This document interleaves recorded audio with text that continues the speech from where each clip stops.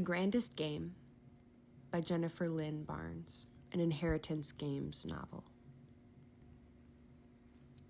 Prologue, 1 year ago. There was a price to be paid for power, always. The only question was how steep that price was, and who was going to pay it. Rowan knew that better than most. He also knew better than to get his knickers in a twist about it. What was a little blood loss or the occasional broken heart or finger among friends? Not that Rowan had friends, per se. Ask me why you're here, the proprietor's quiet command slashed through the air like a sword. The proprietor of the Devil's Mercy was power, and he'd raised Rowan like a son. A Machiavellian, a moral, useful son. Even as a child, Rowan had understood that in this hidden, underground palace, knowledge was currency, and ignorance was weakness. He knew better than to ask a damn thing. Instead, he smiled, a rogue smile, as much a weapon in his arsenal as any blade or secret he'd collected. Asking is for those without other ways of obtaining answers. And you are a master of those other ways, the proprietor acknowledged.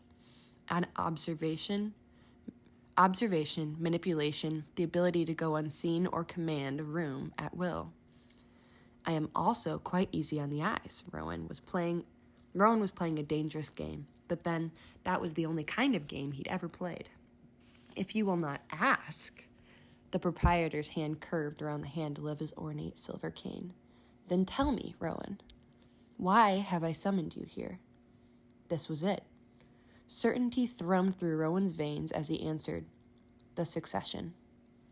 The Devil's Mercy was, on its surface, a luxurious gambling club, hidden and known only to its members, the ultra-wealthy, the aristocratic, the influential. In truth, the Mercy was so much more, a historic legacy, a shadow force, a place where deals were struck and fortunes set. The succession, the proprietor confirmed. I am in need of an heir. I've given 2 years to live, 3 at the outside. By December 31st of next year, I will pass the crown. A different person might have focused on the prospect of death, but Rowan did not.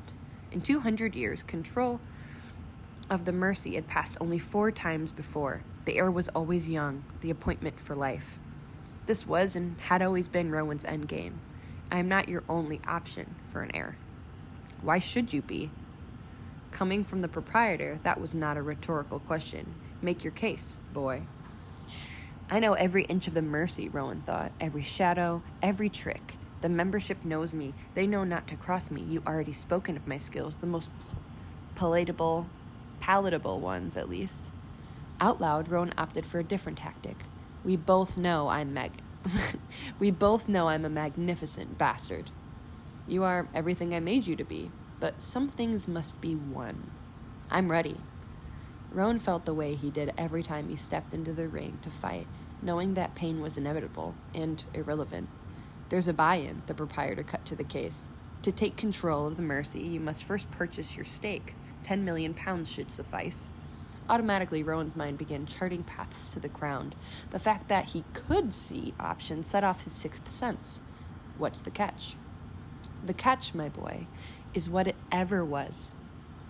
For me, for all who came before us, all the way back to the first proprietor's heir, you cannot make your fortune within the walls of the Mercy, nor use any leverage obtained while in her employ. You cannot so much as enter these halls, use the Mercy's name, or approach or accept favor from any member. Outside of the Mercy, Rowan had nothing, not even a last name. You will leave London within 24 hours, and you will not return unless and until you have the buy-in. 10 million pounds. This wasn't just a challenge. This was exile. In your absence, the proprietor continued, the Duchess will act as factotum in your stead. If you fail to obtain the buy-in, she will be my heir. There it was. The game, the stakes, the threat. Go, the proprietor said, blocking the way to Rowan's rooms. Now. Rowan knew London. He could move through any part of the city, high society or low, like a ghost. But for the first time since he was 5 years old, he didn't have the Mercy to go back to. Look for an opening, look for a loophole, look for a weakness. His mind churning, Rowan looked for a pint. Outside his pub of choice, 2 dogs fought. The smaller of the 2 had the look of a wolf about her. She was losing the fight. Stepping into the middle of it probably wasn't the wisest course of action, but Rowan was a little beyond wisdom at the moment.